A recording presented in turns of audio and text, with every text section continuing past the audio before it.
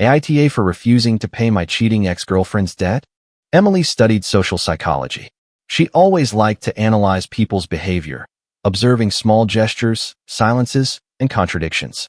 When I met her, that was precisely what drew me to her most. She could talk for hours about how human decisions were not truly rational, but driven by emotions we did not even fully understand. At first, I found those conversations fascinating. I worked at a logistics company, a completely different environment full of numbers, strict schedules, and practical problems. Emily represented something different, a deeper way of seeing the world. We met at a coffee shop near the university.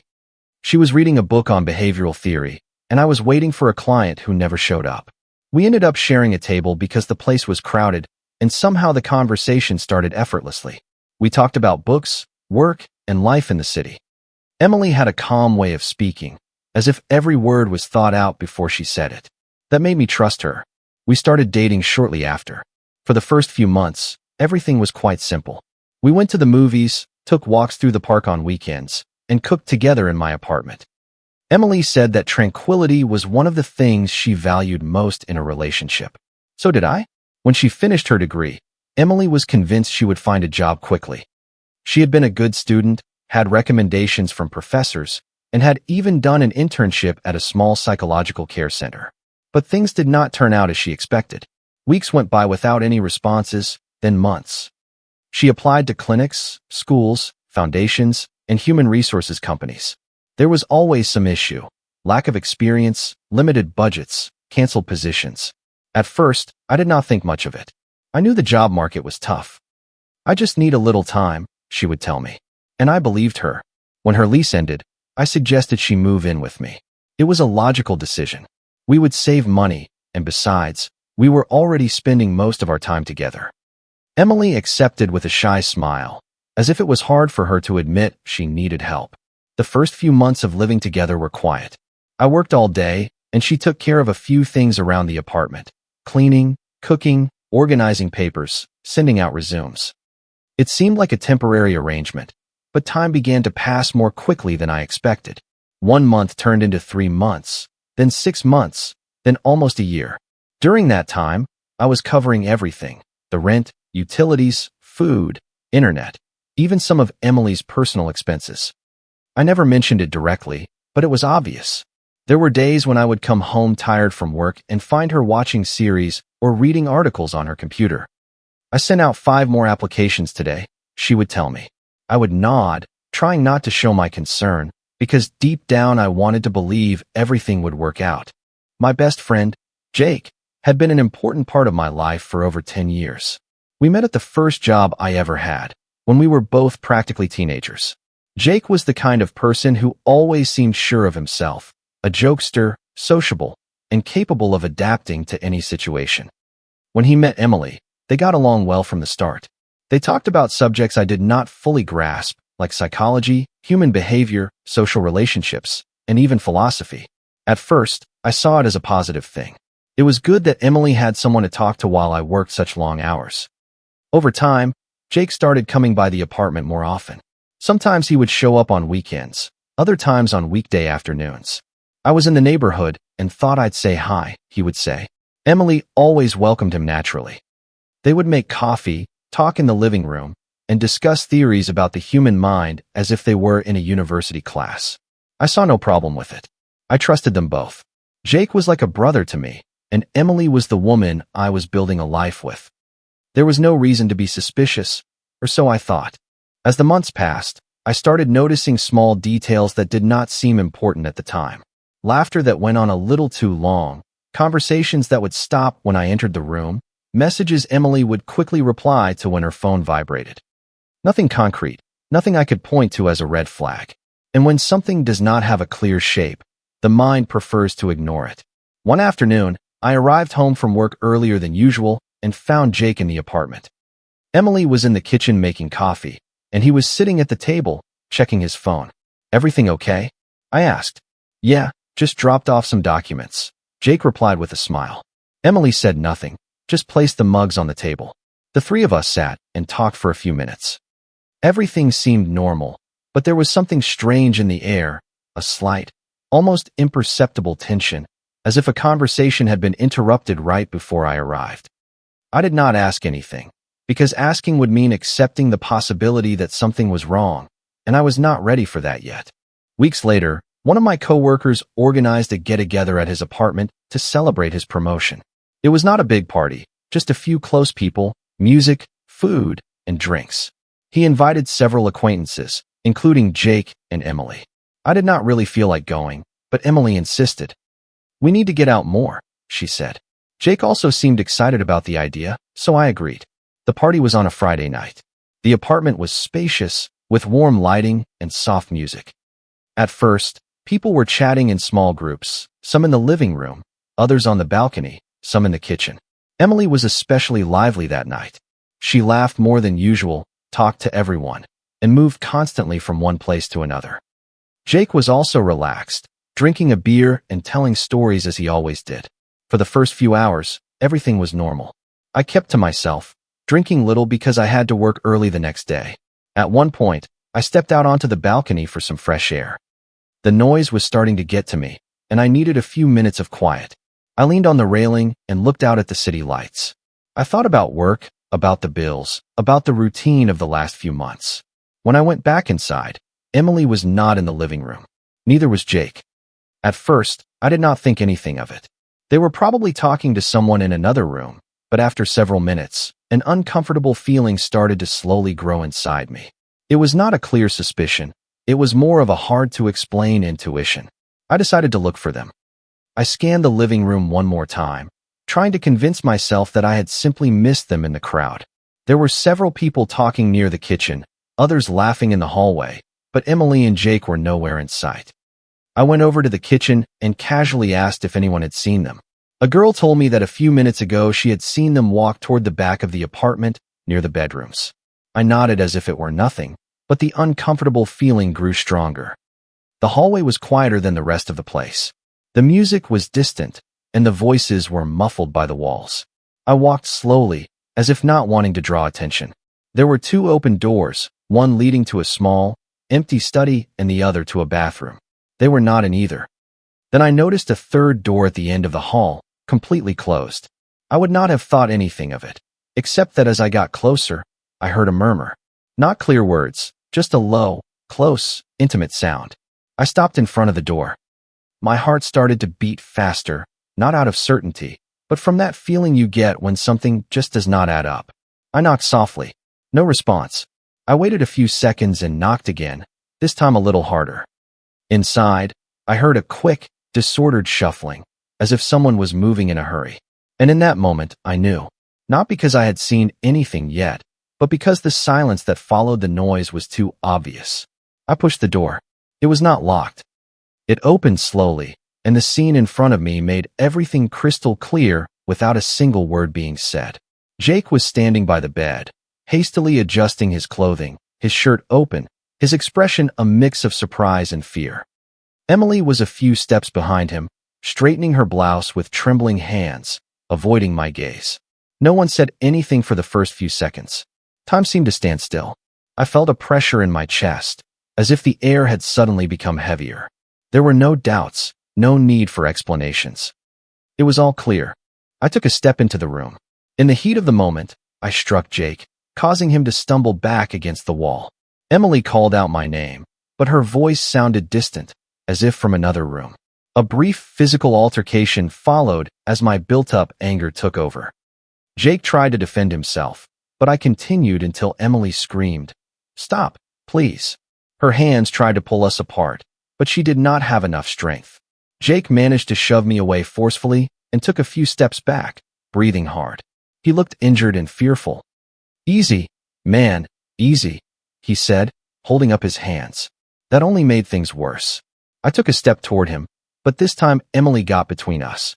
"That's enough," she said, her voice trembling but firm. I looked at her, and in that moment, the anger shifted its target. I did not say anything. I just stared at her for a few seconds, then turned and walked out of the room. I walked down the hall, crossed the living room without looking at anyone, and left the apartment. The music was still playing, people were still laughing as if nothing had happened, but for me, everything had changed in a matter of seconds. I went down the building's stairs without stopping. My breathing was heavy, and my hands were still clenched. I did not know exactly where I was going. I just needed to get out of there. The cold night air hit my face as I stepped onto the street. I walked for several blocks without a destination, trying to sort through my thoughts, but it was impossible. The images replayed over and over in my head. The closed door, the silence, the haste, their faces. It all fit together in a way that hurt too much. After an amount of time I could not measure, I decided to go back to the apartment. When I got inside, the place was dark and silent. I sat on the sofa and stared at the wall for several minutes. I did not feel like talking to anyone. I did not want to hear explanations. I just wanted silence. The phone on the table started to vibrate. A call from Emily. I did not answer. Then another. Then messages. I did not open them either. The silence returned for a few minutes until I heard a car pull up in front of the building.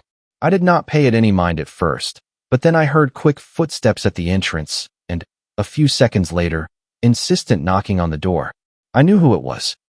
I sat for a few seconds, hesitating whether to open it. Part of me wanted to ignore her, but another part needed to hear what she had to say. I got up slowly and opened the door.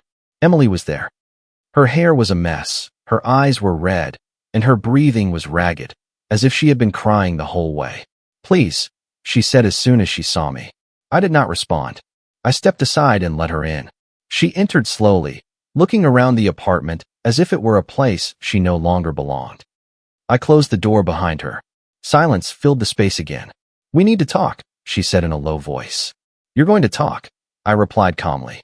She swallowed and nodded slowly. She knew there was no other choice. Emily stood in the middle of the living room, as if she did not know exactly where to put herself. Her hands were trembling slightly, and she avoided looking me directly in the eyes. I sat on the sofa and pointed to the chair in front of me. "Sit," I said in a calm voice. She obeyed without arguing. She sat down slowly, keeping her hands clasped in her lap, as if trying to hold something inside herself. The silence stretched for several seconds. "I'm sorry," she finally said. I did not answer. "I'm really sorry," she repeated, her voice even quieter this time. "Why?" I asked. I did not raise my voice, but the question came out heavier than I expected. Emily hesitated, looked down, and took a deep breath before speaking. "It was not something I planned," she began. "Things just happened." I shook my head slightly. I did not respond. Things do not just happen. Silence fell between us again. Emily clutched her arm as if she were cold. "Jake and I started talking more these last few months," she continued. "Long conversations about things that interested me, about how I saw the world, about how I felt stuck." I listened without interrupting. "He understood me," she added. "He understood things I did not know how to explain to you." I raised my eyes to look at her. "And that justifies what you did?" "It does not justify it," she answered quickly. "I'm just trying to explain it." She fell silent for a few seconds, and then went on. "You're always working," she said. "Always tired, always worried about bills, about money, about the routine." And I felt lost. I did not respond. "Jake listened to me," she added. "He made me feel like I still had value, that I was not just someone who depended on you." "You did depend on me," I said calmly. Emily closed her eyes for a moment. "Yes," she admitted. "And that made me feel worse." The silence filled the room again. "But that does not give you the right to betray me," I continued. Emily did not answer. "It does not give you the right to lie to me for months," I added. "It does not give you the right to bring my best friend into this house, into this relationship, into this life we were building." Her eyes filled with tears again. "I know," she said quietly. "You know now?" I asked. She did not respond. She took a deep breath and spoke again. "I've been reading a lot lately," she said, "about how people make decisions under emotional pressure, about how emotional needs influence behavior." I looked at her, not understanding where she was going with this. "There are theories that say suffering comes from the interpretation we give to events," she continued, "that the events themselves do not have an absolute meaning." I remained silent for a few seconds. "Are you talking about psychological theories right now?" I asked. Emily hesitated. "I'm just trying to make you understand that emotions are complex," she said. "That what happened does not mean I do not love you." I let out a small, humorless laugh. "You cheated on me with my best friend," I said. "And you want us to analyze theories?" Emily looked down. I'm not justifying it, she said. I'm trying to get you to see it from a broader perspective. I do not need a broader perspective, I replied. I need respect. The silence returned. I did not choose to feel what I felt, she said. I finally looked at her directly. But you did choose what you did. Emily did not respond. You chose to lie, I continued. You chose to hide it. You chose to keep coming here every day as if nothing was wrong. The tears started to fall again. Ryan, she said, her voice breaking. I did not interrupt her.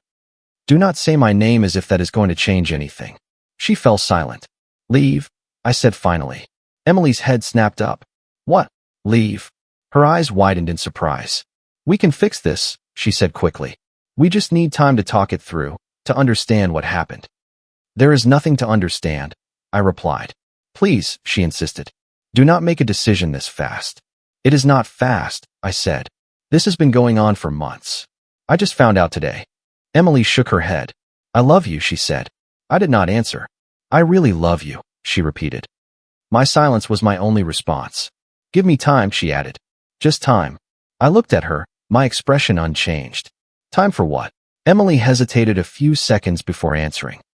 To get my things in order, she said finally. To find a job, to be able to leave without everything falling apart at once.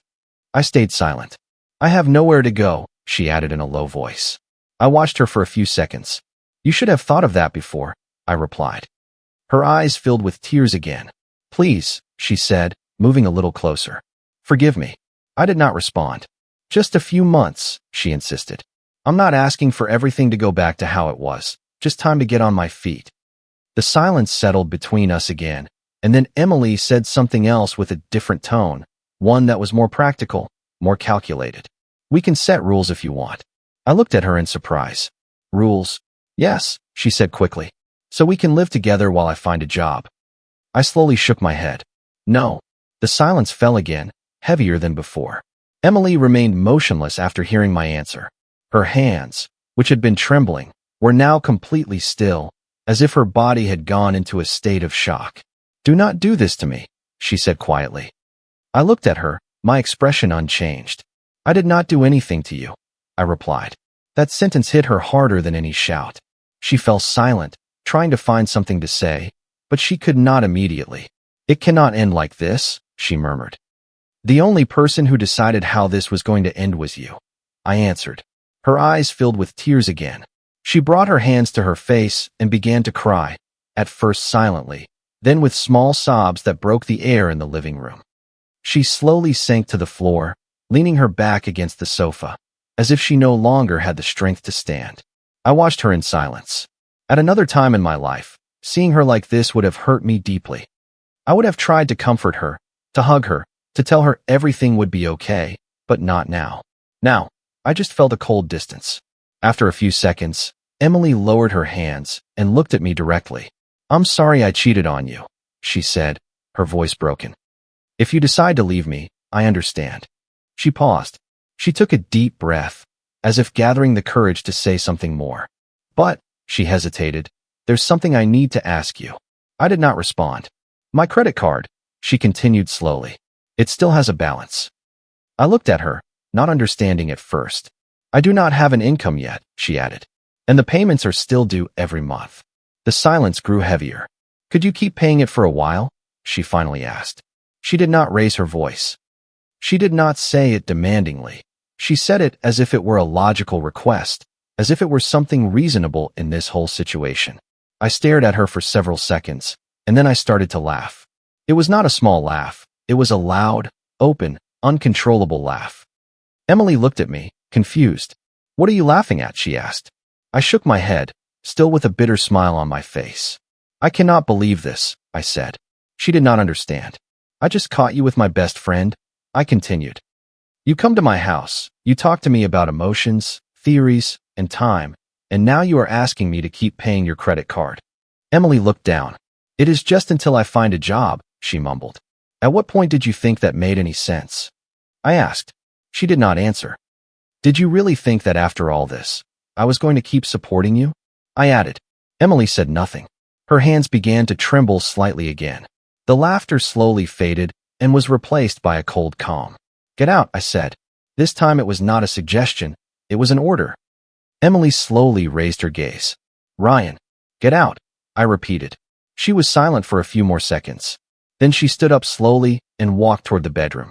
She did not argue. She did not insist. She just walked. I heard her open the closet and start moving things around quickly. Clothes falling, drawers opening, items being packed without any order. I stayed in the living room, sitting and staring at the wall. After a few minutes, she returned with a half-full backpack. I still have stuff here, she said quietly. I looked at her. I do not want to see you again, I replied. Her expression changed slightly. Those clothes are mine, she said. I shook my head. No. Emily frowned. What do you mean, no? I bought those clothes, I answered calmly.